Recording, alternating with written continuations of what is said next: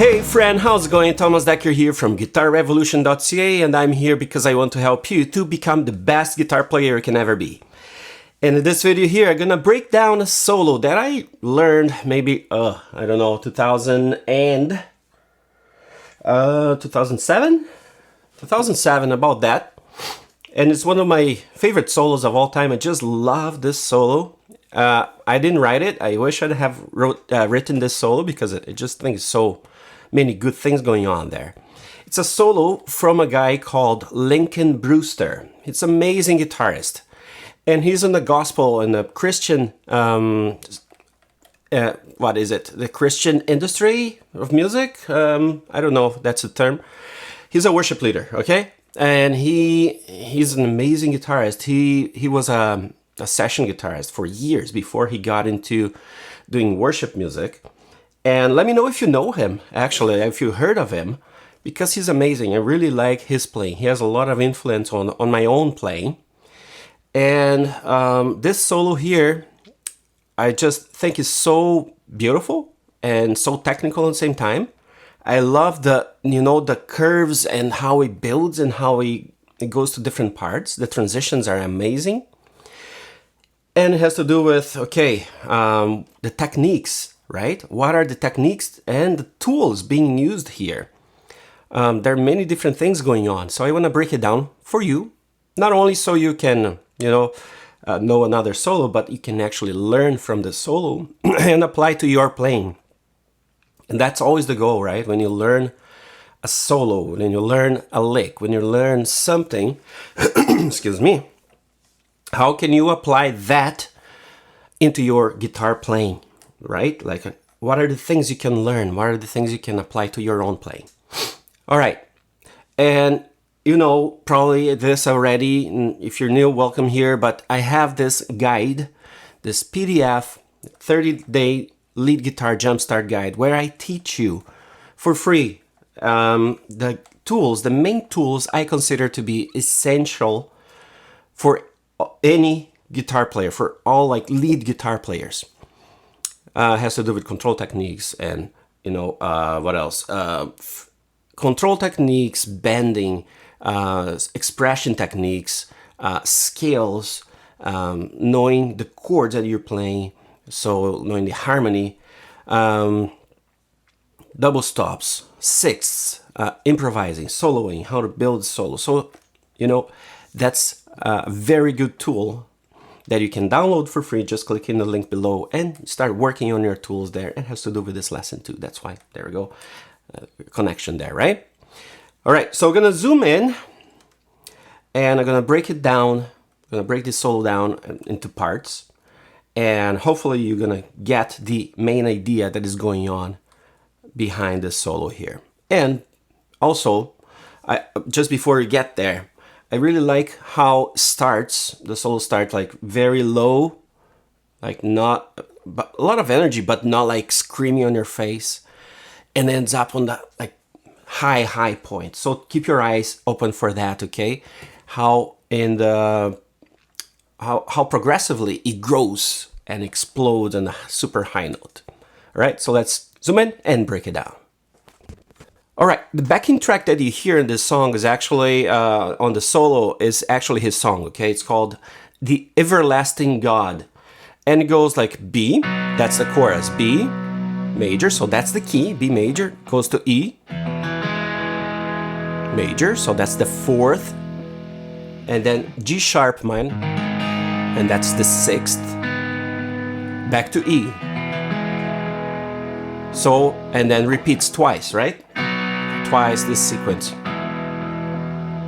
I like to do this G sharp minor like this. And that gives me a seventh on the D string. Back to E. Okay? It starts pretty cool, right? It starts with octaves. Right here on the root. And then the sequence goes like, so the octave is finger one on the note that you're looking at least for me, B, and then the octave is 2 frets forward, 2 strings down. And he plays like, as you can see, I'm really playing all the strings here, right? And I am like, in the same time that I'm sweeping all the strings, I have to stop them from ringing. So my finger 1 is very key on this. My finger 1 is holding on the A string.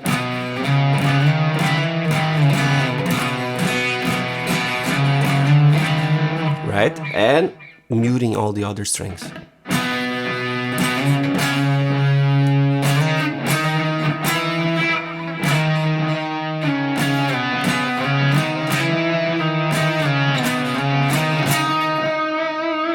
That's the first phrase. I'm just going.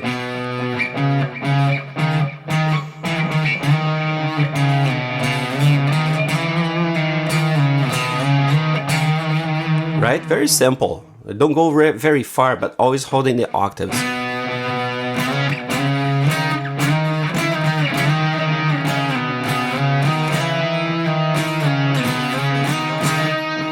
And then the end, I kind of let go. Everything just kind of let my note here. What is this? A D sharp ringing, right? With more emphasis too, because I'm gonna slide that same string. What is it? Here, all the way to the fret 16, where I have this pentatonic here. That is the pentatonic of B major. Oh. Right, if I have a G shape for B major right here, at the same time I have the G minor, G sharp minor, right? So I have both my major and minor. So an octave higher, I'm coming from here. Slide all the way, right?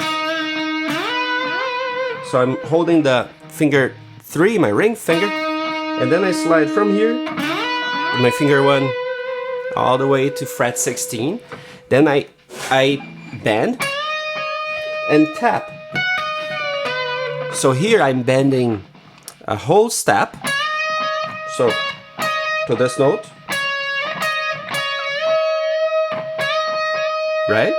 And then I tap 3 frets to the front, forward. So fret 20 here I am. 21. And that you can do, it's a very common phrase. You see this in many different situations. You're not gonna, you can see that in blues, you can see that in rock, even seen John Scofield, which is a jazz master, playing this. Very, very simple tapping, right? So, from the octaves,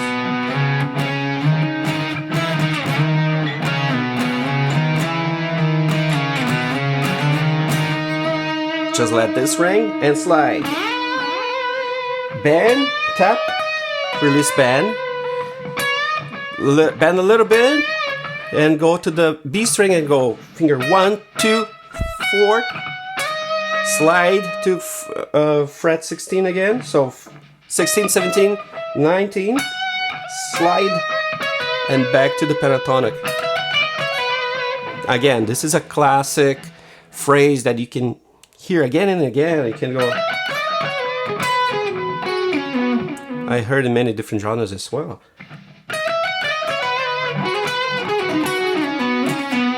Then a little run on the pentatonic scale here, right?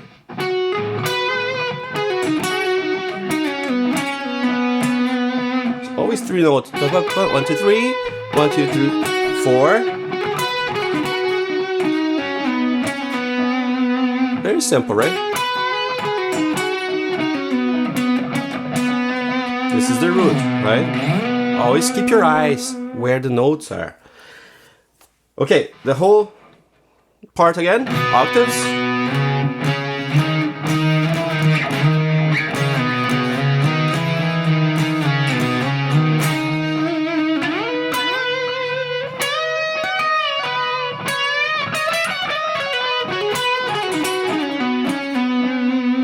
All right, Then this next part is pretty cool. It's pretty much where you find B with the E shape, right? But I'm doing just a bar on the B and E strings on the 7th fret here. And I'm constantly going back to the B string. So I'm going.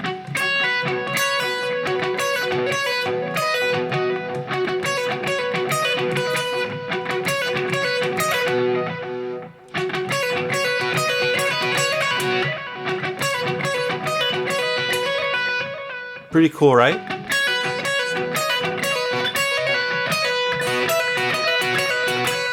Again? Nope. What I'm playing here is just having fun with this portion of the chord, adding notes of the scale of B major. So here's the first, second, major third, perfect fourth, right? Always going back to my note here, which is an F sharp, which is part of the chord. It's the 5th of the chord, right?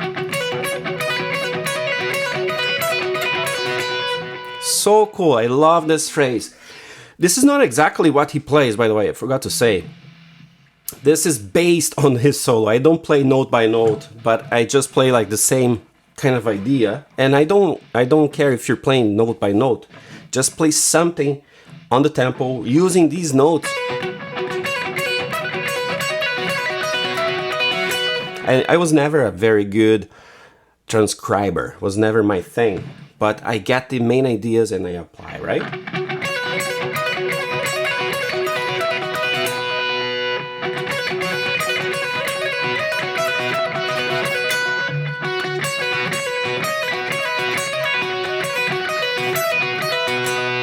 Right, so this is the first part, and then I still hold here and go on the B string. I play my finger 3, my finger 2 and 4 on fret 9 and 11. It's important to keep your finger 1 as a bar because you're gonna reach that note there. Take a look at my right hand. All ligado, and I play that note.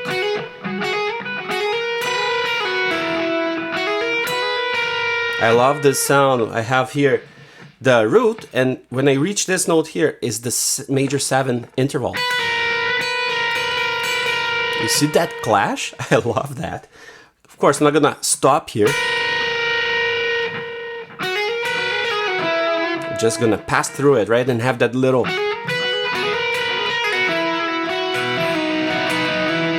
And still holding my... You see how this whole part, I'm holding this finger 1. No stop, right? No, not moving it. So.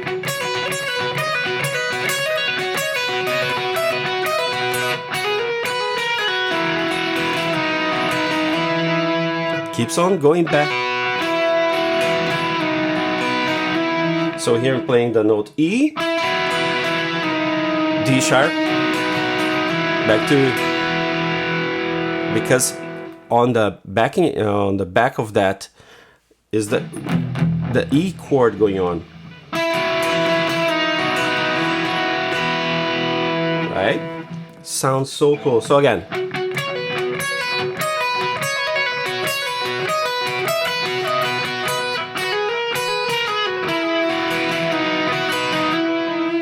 And then the last part, I'm gonna slide a whole octave from this note here, this F sharp all the way here.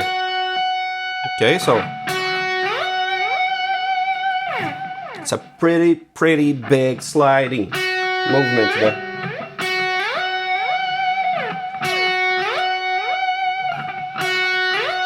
And the vibrato. Right? You don't want to stop, be like flat without the vibrato there. Why? Because the vibrato gives some movement and gives more sustain to your note. And then what I do, I go back to my E here. Remember, here's the pentatonic scale. And I can add this note from the major scale. So coming from... I like my finger 1 here. I just have more precision to fall right here, right? On the F sharp. And then I bend my E.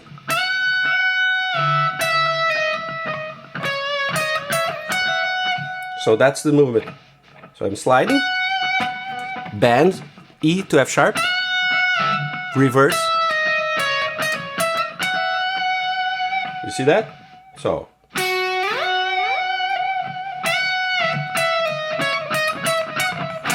Yep. Gotta bend to the next note. That would be here on the pentatonic, right? So.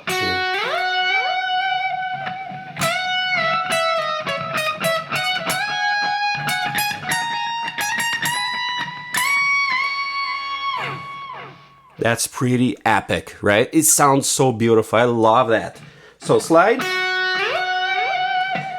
Go on my E here on the pentatonic scale.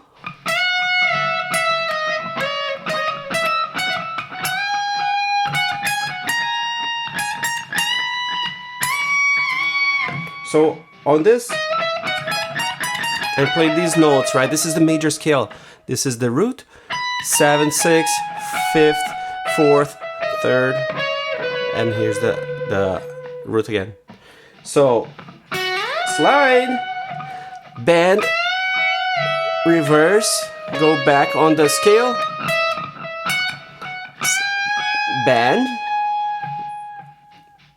then just go like, right? Half bend and full bend from the B to the next note, and that ends our solo. Again, you can slow it down, get all these tools, these techniques going, and go on your pace. If you go online and you find on YouTube and go Everlasting God, Lincoln Brewster, instrumental, you'll find this backing track. I'm gonna play the solo once more, okay? So here we go. Let's try. It's kind of hard.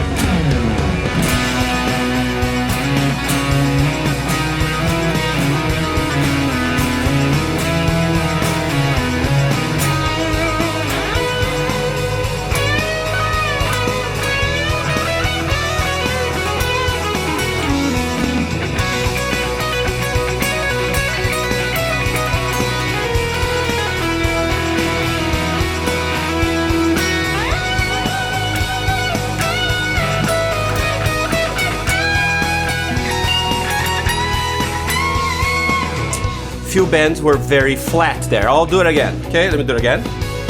And